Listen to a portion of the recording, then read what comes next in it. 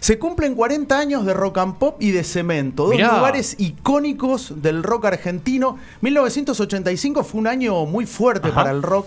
Por ejemplo, salía el suplemento Sí de Clarín, que en ese momento era muy bueno y era musical. Y era el primer diario de gran tirada que se dedicaba o le dedicaba un suplemento al rock. Gran suplemento. Recuerdo una... Cuando se leía diarios. Tal cual, hasta hace unos buenos años. Y me acuerdo que se hacían los concursos de fin de año y en uno salió Luca, Fito, Papo. Era una mezcla hermosa. Miguel Mateos, estaban todos juntos y elegían los músicos. Bueno, después se perdió eso. Salieron muchos discos, pero para mí estos dos momentos o estos dos íconos son fundamentales. Bueno, Cemento. Acá Willy, yo con las cámaras, yo Willy, soy... Poner la bolsa, porque yo estoy pensando en el reel y no... La bolsa ahí... La bolsa no queda bien. No, porque aparte le hace publicidad algo muy rico y no sí, que tiene un nombre japonés. Sí. Bueno, Cemento, este libro que lo recomiendo de Nicolás Igarzábal, que es un periodista que trabajó en Rolling Stone, que es el responsable de Gourmet Editorial, que es un sello que saca mucho material o libros de rock, que cumple 40 años también, le mando un saludo porque está viendo el micro. Es un libro que recopila toda la historia de Cemento, cómo nació, porque Omar Chabán, cuando a alguien le pregunta por él, van a decir Cromañón, bueno, tuvo mucha responsabilidad, es cierto, pero fue un gran gestor cultural. Un tipo muy importante que le abrió las puertas a muchas bandas. Lo nombran. Me estaba picando la lengua que quería decir, no puedes hablar de Cemento sin nombrarlo, sin mencionarlo. Tal cual. ¿Y saben quién fue la otra cabeza fundamental en la fundación de Cemento? Katia Aleman. Sí. La gran actriz. ¿Pero qué es Cemento? Porque yo repito mucho... Cemento es un lugar. No, ya sé. Físico. Ya sé, pero... ¡Ignorante! No, boludo, pero es para acercar a la oyentada, loco. Sí. Pero un montón de gente lo conoce al Cemento. Ya sé que todos conocemos Cemento. Sí. Es parte de la historia del rock nacional. Todos decimos testigos de Cemento, como que es el lugar de inicio de muchas bandas, etcétera, etcétera. Sí. Pero ¿cómo lo podemos dimensionar? Y dimensionar, bueno, cuando una banda de rock llegaba a obras, era el templo del rock, era tocar el cielo con las manos. La parte previa, la catedral, como se le decía, era Cemento. Tocar en Cemento era como dar un paso de popularidad muy importante, porque de hecho Cemento empezó siendo un local más de teatros, de cosas más culturales, dedicado a otro tipo de artes. Y luego Chabán al año y pico empieza a hacer los shows. Sí. Y ahí se arma todo el gran revuelo, por suerte. Hay otra historia muy que la cuentan muy bien Wallace de Masacre y Luca Prodan, que es que el Paracultural, que era un poco el mismo lugar que Cemento, en un momento ya no entraban bandas de rock ahí y por eso surge la idea de Cemento. No sé si coincidís mucho con eso. Sí, en realidad viene de Einstein, el bar Einstein que tenía Chabán junto a Sergio Eisenstein. De hecho, en la canción Quiero Dinero de Sumo lo nombra Sergio, Omar, quiero dinero. Luca decía, páguenme cuando tocamos con los Sumos. Es como un reclamo indirecto para ellos. Y Cemento se constituyó en un lugar clave, que no solamente tocaron bandas, por ejemplo, tocaron Los Redondos, La Renga, Viejas Locas, Catupecu. Una vez tocó Andrés Calamaro, Babasónicos. Miranda se forma ahí. Sí. Miranda, porque Juliana Gatas participaba en una obra teatral de Omar Chabán, que era muy delirante. Y ahí conoce a Ale Sergi. Ale Sergi tocaba el bajo en Mama Vaca, una muy buena banda funk, buenísimo. Y con las lanas bien largas y bien funk, onda Beastie Boys, muy loco. Y ahí en Cemento se unen Ale y Juliana, y ahí arranca Cemento, que siempre lo nombra Juliana Gatas. Y hay varios shows internacionales, por ejemplo, para los fanáticos del punk como yo, tocó Exploited, banda británica que es. Y Queen of the Stone Age, otra banda que amo. Hermosa banda. Sí. ¿Cómo lo amo a ese texano? Sí, Josh Homme se pronuncia. Yo le decía Homie, lo busqué para no quedar como un burro. Había tocado en Vélez, en un Monster of Rock. Y al día siguiente toca en Cemento en enero para Nicolás Igarzábal lo dice bien, 111 personas. Increíble. Fue un show tremendo. Se presentó Invasión 88, que es el mejor compilado que se hizo en la Argentina de punk rock en el 88. Ahí grabaron por primera vez Ataque, Flema. Estaba Defensa y Justicia, que era la banda de Mariano Martínez y Ciro Pertusi, que querían, en realidad, los de Radio Trípoli, que es los que hicieron este compilado, querían que grabe Defensa y Justicia y no Ataque. No, perdón, los Mariano Martínez y Ciro querían que grabe Defensa y Justicia y no Ataque. Los de Trípoli le dijeron no, Ataque. Pasó lo mismo con Sumo y la Hurlingham. Ataque. Y ahí salió Ataque, bueno, que es una. ¿Que estaban entre esos dos nombres? No, estaban las dos bandas. Las dos bandas. Las dos bandas. Y bueno, Ciro y Mariano querían con Defensa grabar, que era más hardcore. Y del sello le dijeron, no, esto es más ramonero, más ganchero. Vamos por. Bueno, los del sello, Walter Colm y Chuchu Fasanelli, que son fundamentales, bueno, los inspiraron.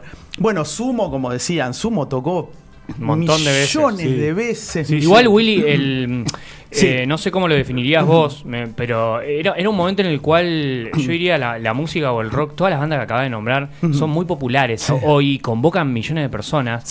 Quizá era un momento más precario para tocar, o no había lugares, no sé cómo lo definirías. Tal cual, estaban empezando a aparecer lugares, pero bueno, estaba, como decíamos, el Einstein, el Bar Cero, el Stat Free, el Paracultural, que bien lo nombrabas, Laucha.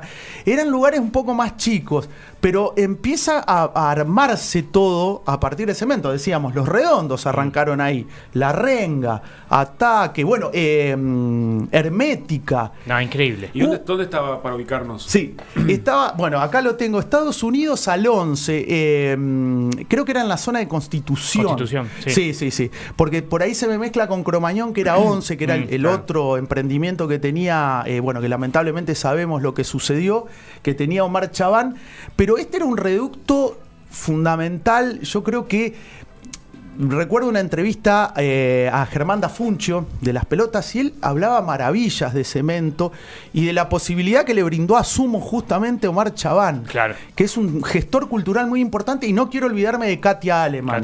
Katia Aleman, gran actriz, que cuentan que cuando se inauguró fines de junio del 85, llovía a baldas como ahora, lloviendo, tal cual. Como dijo Martín Bustamante, el mal tiempo es general. Bueno, se ve que era medio general. Y bueno, y tuvieron que sacar baldes de agua, de barro. Se inauguró igual y apareció Katia Aleman en caballo, custodiada por dos pretorianos, soldados pretorianos romanos, desnuda. Para la época era algo, decir una mala palabra era terrible. Vos decías, qué sé yo, hijo de... Bueno, no, pero ¿cómo van a...? Willy, el domingo cumplís años, pero imagino que llegaste a ir a Cemento. No, vos sabés que no llegué. ¿No? No llegué, no.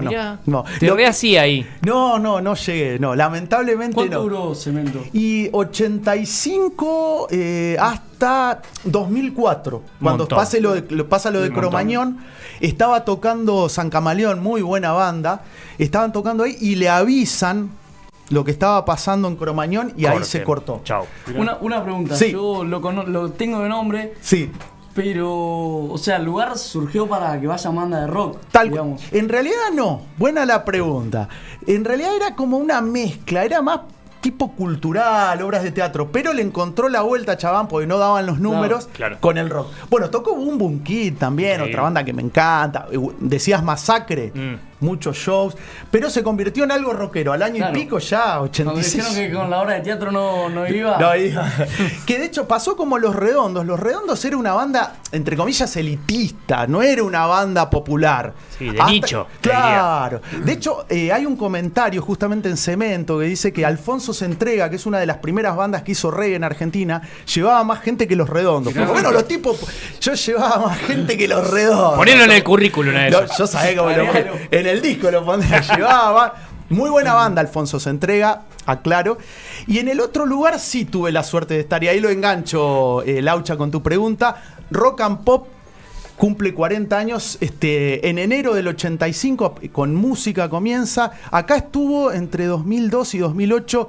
El responsable fue Ramiro Reláñez. Él no era el que bajaba, tenía la licencia, el que se puso al hombro la radio. La radio acá en Santa Fe duró mucho por Ramiro Reláñez, porque el tipo era un animal de radio, además de ser un maestro para mí, y el que se puso al hombro la radio por todo lo que significa para nosotros. Bueno, ni hablar Ramiro, que tuvo la posibilidad de ir allá. Pero para nosotros, cuando a mí me dijo Ramiro, ¿querés venir a la Rock and Pop?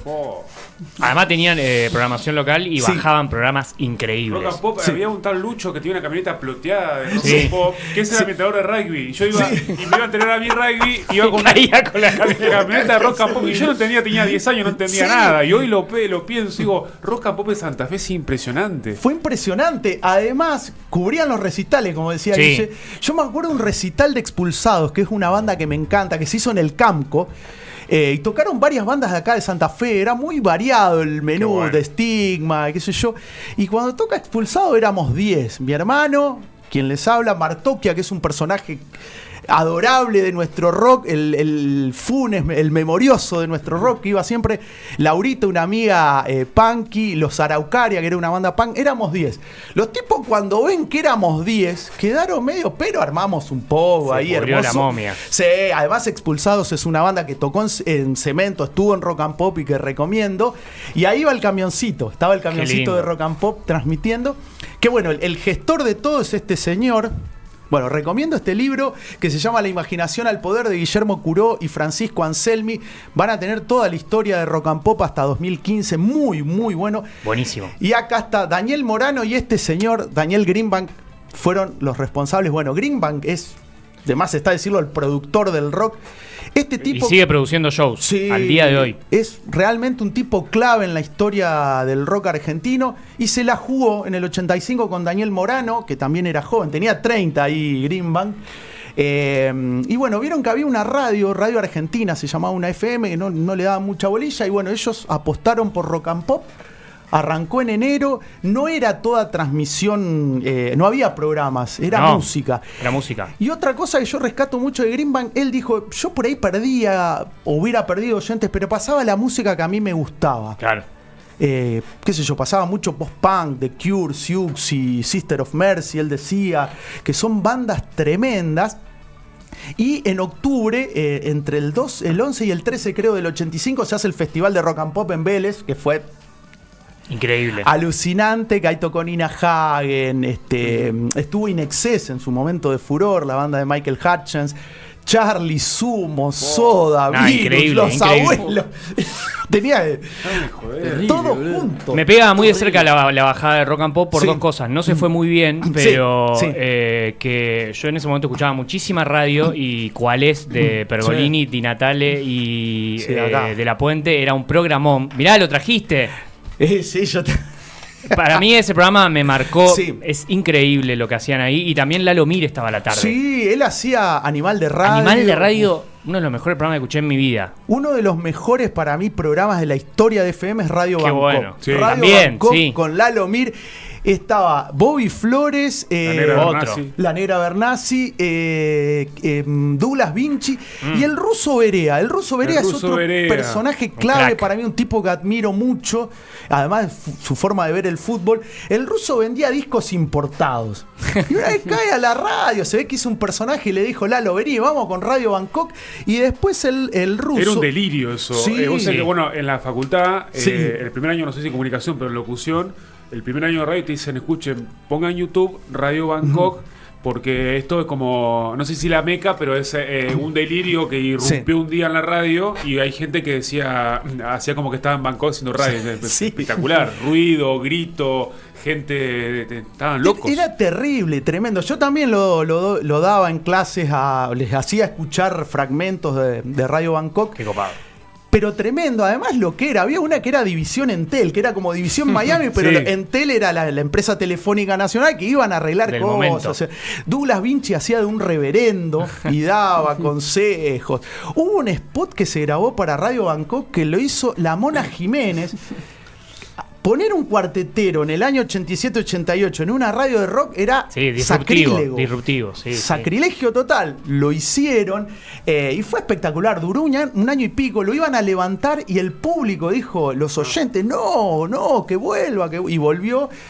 y es tremendo. Day Tripper. Me estoy acordando de programas de la Rock and Pop, la escuchaba mucho. No, ¡Ni que lo hubiera visto! Saca. Muy bueno. Yo saco a él. Muy bueno. No me pidas más porque ya está. Era, ¿cuál es? Day Tripper y Animal de Radio. Sí. Pero tremendo. Tremenda programación. Y yo acá rescato también la heavy, que acá estaba Alejandro Nagy y fundamentalmente el ruso Berea, que los tipos, o sea, también lo disruptivo que fue Rock and Pop, que le brindó un espacio al metal, que eso estaba vedado. O sea, el heavy metal era música... Claro. Que no era música, decían algunos ignorantes, y el ruso Berea llevaba sus discos, incluso había músicos que se encariñaron con el programa, iban, por ejemplo Joey Ramón, cada vez que venía a la Argentina quería ir al programa, y Lemmy Kilmister de Motorhead, los tipos decían, yo quiero ir ahí a la heavy, y este disco está buenísimo porque tiene un par de bandas de metal extremo que descubrí, como Obituary, The Possessed, que es la primera banda de death metal de la historia, según la cronología. Fue gracias a la heavy, que era un programa también de culto. Fernando Peña arrancó. Cucuruchos en la frente. Sí, el gran Fernando Peña. Escuchá, y Olmedo, no sé si lo tenés tanto. Sí, vos sabés que sí. Otro que terminó todo muy mal. Sí, pero el tipo, yo, con sus cuestiones y demás, yo lo banco, me interesa como entrevista. Tiene un podcast ahora increíble. Quemar un patrullero me encanta. Es uno de los mejores podcasts de la actualidad. Y el tipo va, viste, algunas cosas... Tiene una guerra contra Spotify hoy en día. Él está muy en contra contra Spotify. Sí, tiene un fundamento interesante. Pero... Sí, un tipo que por ahí te puede caer bien, mal, pero a mí me interesa como entrevista. Sí, es un tipo, sabe mucho de música. Y el tipo, bueno, tiene un libro que se llama El Circo del Rock and Roll, que debo ser yo el único que lo tengo. Está muy bueno el libro, está muy bueno. Pero también otro personaje surgido ahí, Ari Paluch, antes de hacer todas... Sí, hacer cagada. Antes de patinar. Esas estupideces de combustible espiritual y esas boludeces. Era un periodista serio antes de esto. Y tenía un programa con Mario Pergolini. De acuerdo. Feedback. Yeah. Que los descubre Greenbank en una FM así medio barrial. Dice, todos pibes van a andar. La visión de Greenbank, porque Pergolini sí puede criticar a la Rock and Pop y que yo, pero vuelve. Vuelve, dio una entrevista esta semana. Claro, pero sin la Rock and Pop Pergolini no hubiera llegado a ser lo que es. Vamos a decir las cosas como son. Lalo Mir ya venía con una trayectoria, Lalo, pero la Negra Bernasi. Bueno, Rock and Pop fue el cemento de muchos periodistas, de locutores, lo que sea. Tal cual. Bueno, decíamos el caso de Marcelo Gatman, que estaba... Marcelo Gatman, ¿te acordás? Sí. Periodista deportivo que opinaba mucho de música. Que estaba acá en Day Tripper. Bueno, Juan Di Natale. Sí, no, pero impresionante. Y bueno, yo les recomiendo todos estos libros. Y 40 años de cemento y de Rock and Pop, para mí, dos íconos, dos foros o focos culturales fundamentales para la cultura rockera y bueno, para aquellos que ya peinamos canas.